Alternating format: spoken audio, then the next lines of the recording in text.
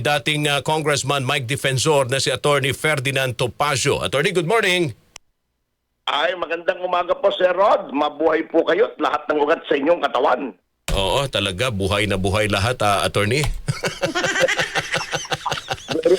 Buhay na buhay. Dahil dito sa mga nangyayari sa ating bansa ngayon, talaga nga naman, hindi maubos-ubos ang mga issue, ang mga balita.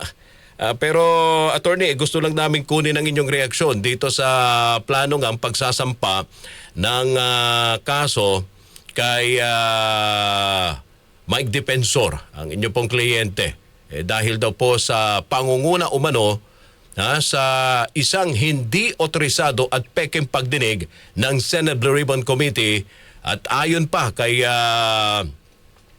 Acting Senate President Gatchalian, nakakalikha ito ng kalituhan si Defensor sa publiko dahil sa kanyang mga pahayag na may nakatagdang pagdinig ng Blue Ribbon Committee. Ano pong reaksyon nyo rito? Unang-una po, hindi na po kami banta dito, banta doon. Itong blocking ito na alam niyo po itong administrasyon na to at ang kanyang mga kaalyado wala na pong ginawa kundi manakot ng demanda, magdemanda, yun po yung tinatawag na lawfare. Ang ngunit yung pong katulad nga po ng nasabi ninyo na may bantang ganito, tinignan ko po yung mga pahayag, yung mga notice, yung mga art card na sinasabi nilang nakakagawa daw ng kalituhan. Wala naman po ako nakita roon na sinasabi na si dating Secretary Mike Defensor ay nagtawag ng Blue Ribbon Committee meeting. Ang nakita po doon, tuloy ang Blue Ribbon Committee meeting. Kung maaari po ay suportahan yung labing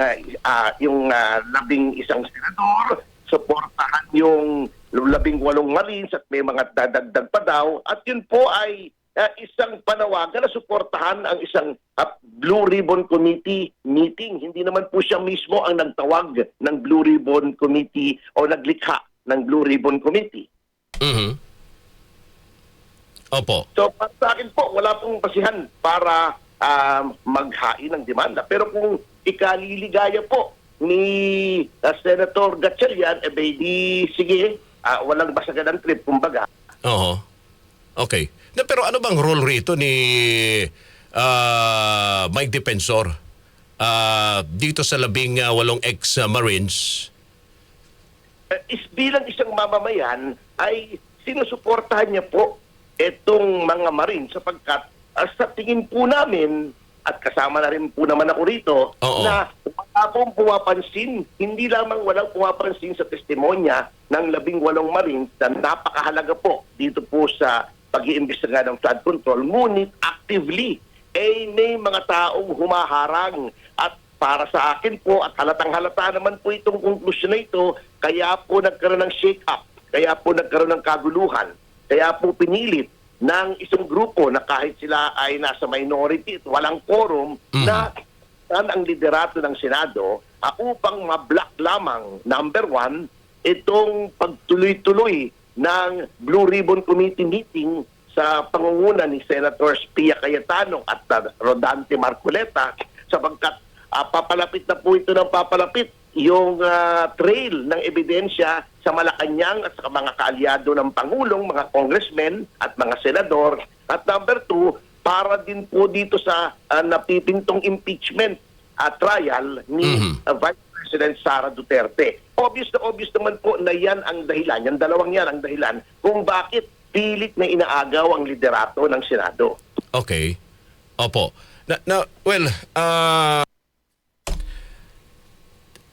Kumbaga parang nililin lang daw nitong grupo ni Mike Defensor ang Senado, ang institusyon. Opo, dito sa ginagawa ngayon yung ginagawang mga pahayag ng ex-Marines laban sa kanilang mga miyembro.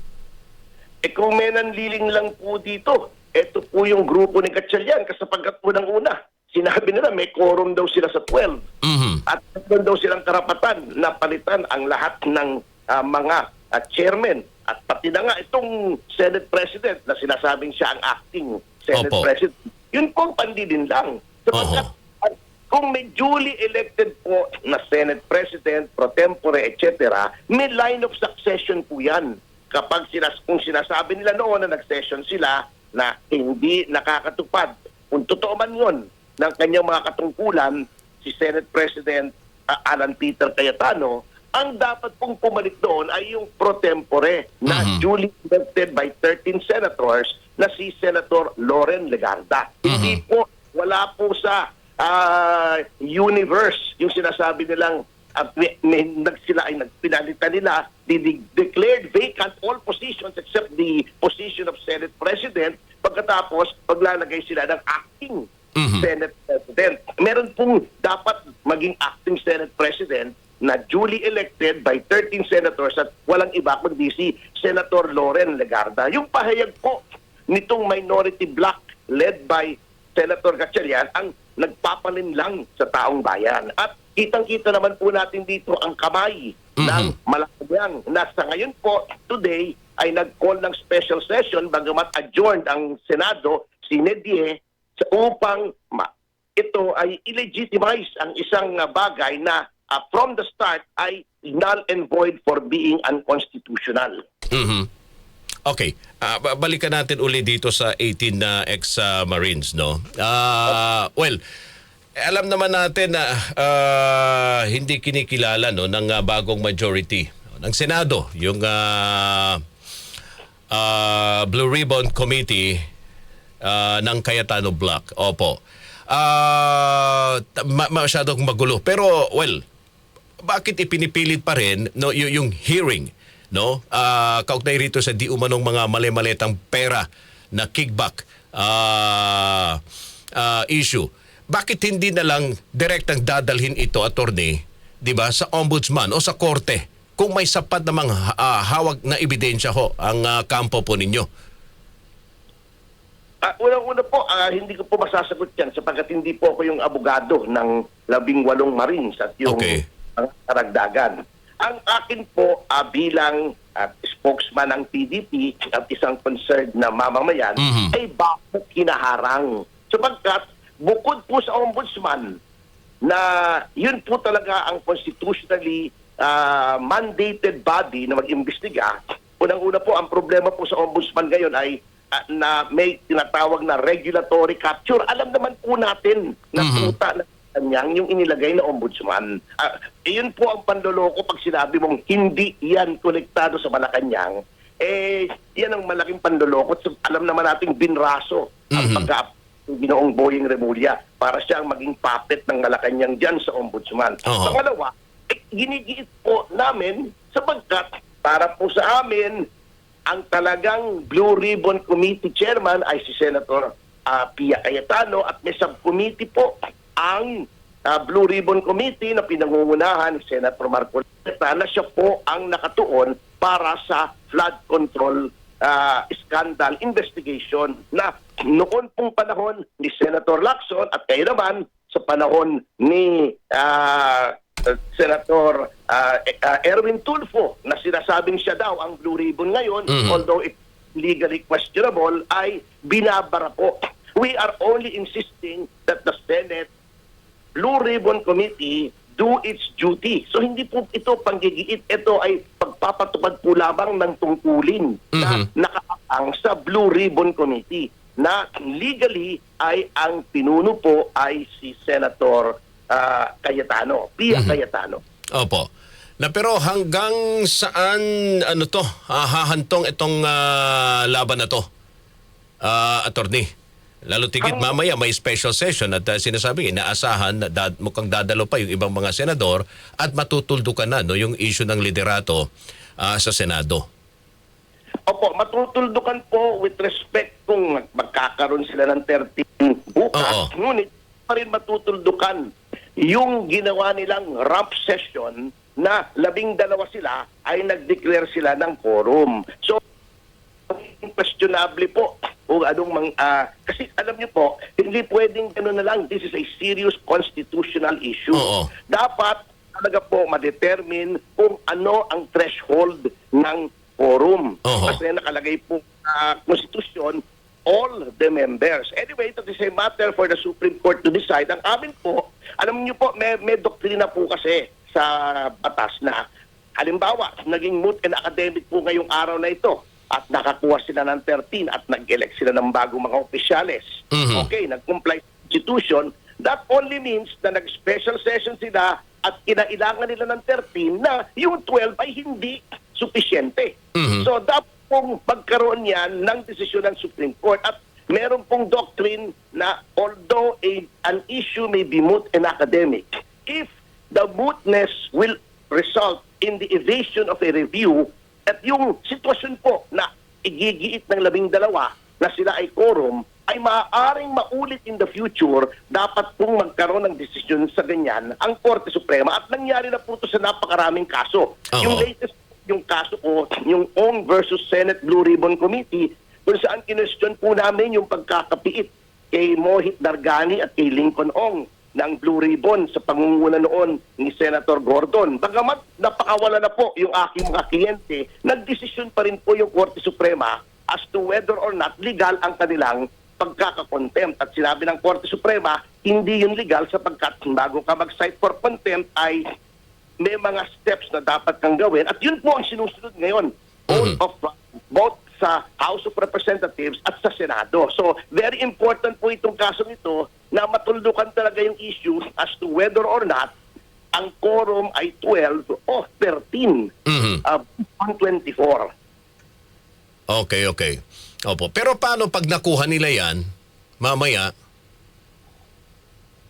Ay, pag nakuha po nila yung 13, nangangahulugan lamang na hindi sufficient ang 12. Kasi sufficient na ang 12, hindi na kailangan kunin yung 13. By trying to get 13 members to change the leadership, that is an explicit acknowledgement on the part of the so-called new majority na hindi naman majority sa ngayon na kailangan na 13. O, kasi kung tama na yung 12, bakit kailangan humanap pa sila ng 13, di po ba? Sense lang naman po yun eh. So yun, yung ibig sabihin noon, at tama yung stand ni Senator Alan Peter Cayetano ng 12 is not enough. Okay. Alright. So anyway, sinasabi nga kahapon ni Congressman, former Congressman Mike, mukhang last na daw na maririnig, tama ho ba? Yung binabanggit kahapon na mukhang huli na yung maririnig yung mga pahayag ng ng 18 ex-Marines doon sa ginawang press conference. Okay? Ano yung next na hagbang, no, na gagawin po ninyo kaugnay rito sa usapin ng mali-maleta na kickback? Yung pong sa mali-maleta, with respect to the 18 Marines, I will leave it up to their lawyers, si Attorney Levy Batugod. Hindi ko po na po pinanghihimasukan yon. At ang meron pong mga balita na may additional pa pong mga magte-testify, where I will also leave it up to Attorney Levy or whoever the lawyer group is. Para po sa amin, sa grupo namin, sa Rage Coalition at sa Kampilan, ay kami po hindi titigil hanggang hindi lumalabas ang katotohanan, hanggang hindi nasisiwalat ang buong katotohanan ng flood control scandal sa ating mga taong bayan. Sapagkat katungkulan po namin yon. Ako po, katungkulan ko yan bilang mamamayan, katungkulan ko bilang opisyal ng Partido Demokratiko Pilipino na lagi po nakikipaglaban para sa katarungan at katotohanan, at katungkulan po ng lahat ng concerned citizens na yung katotohanan, because ito po ang pinakamalaking pagnanakaw sa kasaysayan ng ating bansa. At hindi po pwedeng basta-basta na lang nagpabalat bunga lang ang presidente, paiimbestigahan daw niya, yung ICC wala na nangyari, hindi na natin narinig. Kailangan pong malaman ng taong bayan sapagkat pag wala pong closure, hindi po maganda para sa psyche. Katulad po kay Ninoy Aquino, wala tayong closure hanggang ngayon. It weighs heavily on the minds of every Filipino. Yun pong sa Dengbaksya, yung mga malalaking skandalo sa 44. Kailangan mga issue yan ay binibigyan po ng closure at pinananagot ang dapat managot. Marami na pong mga nangyaring mga issue rito sa ating bansa na hindi nanagot. Yung Dingbac siya hanggang ngayon, nasa, nasa Sandigan Bayan pa, nililitis, nung wala pang closure. Yung baga, sangkot dyan, ay yung isa, ay namamayagpag na sa Kongreso, sa House, si Congresswoman Garin. Ito pong sa 44, walang nangyari. Namatay 44 na ating mga sundalo. Hindi pwedeng gano'n na lang po yun. Masyadong malikot po at nakaka-apekto po sa psyche, sa pag-iisip ng collective psyche ng ating mga mamamayan kung may mga issue na mabibigat na walang pinananagot. At ang pinananagot nila, yung mga mamamayan katulad ko na dinidemanda ng cyber libel, sedition, yung mga tao pang nagsisiwalat ng mga anomalya at naghahanap ng katarungan, kami pa po ang ginigipit at dinidemanda. Napakasaklap naman po yung para sa bayan. Magiging failed state po tayo, magiging parang sindikato na tayo kung ganun po ang nangyayari. Opo. Okay. Balikan natin yung pagsasampa, yung pagdulog sa Korte Suprema ni Senator Alan Peter Cayetano. Bakit ngayon lang naisipan pumunta sa Korte Suprema si Senator Alan? Na dati pa naman yan ang advice ng mga eksperto, ng ilang mga abogado kung sa tingin niya na hindi tama at hindi legal yung ginawa nung kampo ni Senator Sherwin Gatchalian, bakit hindi na lang dumiretso sa Korte Suprema para sa pagbibigay ng linaw? Bakit ngayon lang, Attorney? Hindi ko po masasagot yan with respect to Senate President Cayetano, agad hindi po akong abogado nila. But based on my experience, ako po ay marami na pong kasong, modesty aside, marami na po, at least 6 cases that I brought to the Supreme Court na naipanalo ko. At masasabi ko po, hindi po madaling gumawa ng petisyon sa Korte Suprema sapagkat hindi po yan RTC na ang usapin lamang ay mag-asawa o koleksyon ng pera. This matter pertains to a serious and very complicated constitutional issue. At kagaya po, di ba, naghahain po sila na sa publiko naman po yung kanilang petisyon, 87 pages, binabasa ko. Talaga pong napakahaba po ng kwento, 87 pages. Kung iisipin niyo po, Sir Rod, nobela talaga eh. Hindi po madaling gumawa ng petisyon sa Korte Suprema sapagkat yan po ay pag-aaralan ng maraming mga mahistrado na sila po ang pinakamagagaling na mga legal luminaries. Kung may legal luminaries na matatawag, yan po ang miyembro ng ating kataas-taasang hukuman. Pero nyo po, busisiin yan. Pag-aaralan, titingnan. At kung may kailangan oral arguments, kayo po ay pag-aargumento roon sa harap ng mga magagaling na mga mahistrado. So, konting mali po dyan, ay kahiya-hiya naman po kung magkakamali o may maling mailagay o may mali kayong nasitas na konstitusyon. So, mahirap po talagang gumawa niyan. Hindi po basta-basta uupo kayo ngayon at bukas makalawa ay meron na po kayong petisyong tapos na. Talagang kung sinusuyod po namin yan, kung may mali o kung hindi, may mga hindi wala sa hulog ng mga alegasyon, ay inaayos po namin mabuti yan, Sir Rod. Opo. So kasama ho kayo sa mga ginawang paghahanda ng kampo ni Senator Alan Peter Cayetano para sa pagsasampa ng pag-akyat sa Korte Suprema. Hindi po. Wala po akong kinalaman sa petisyon na yun. Hindi po ako kasama doon sa legal team. Opo. Pero nabasa ko po, magaling po. Magaling yung abogado na gumawa noon. At mukhang very convincing naman, and I am hopeful na ito po ay dinggin at tingnan favorably ng ating kataas-taasang hukuman. Opo, pero alam naman natin hindi naman kaagad-agad yan, di ba? Ibababa din yung desisyon ng Korte Suprema kaugnay sa petisyon na isasampa ng kampo ni Senator Alan. Opo, mahaba-habang usapan pa yan na mangyayari dyan. Opo, may deliberation pa po yan. That is part of yung judicial process po natin, lalo na ganito po kabigat ang mga issues na inihaharap po o inihahain sa ating Korte Suprema. Pero ganun po talaga, but we have faith in the Supreme Court. We have faith in its that it will discharge its constitutional mandate sa ilalim po ng yung section na 1 ng Article 8 ng ating Constitution na nagbibigay ng expanded judicial power sa ating Korte Suprema na siya ang final arbiter. Kumbaga sa kwan, yung referee kung meron pong mga question na ganito, not only between the great departments of governments but also within, kung ang alegasyon po ay may paglabag sa ating konstitusyon at may grave abuse of discretion. All right.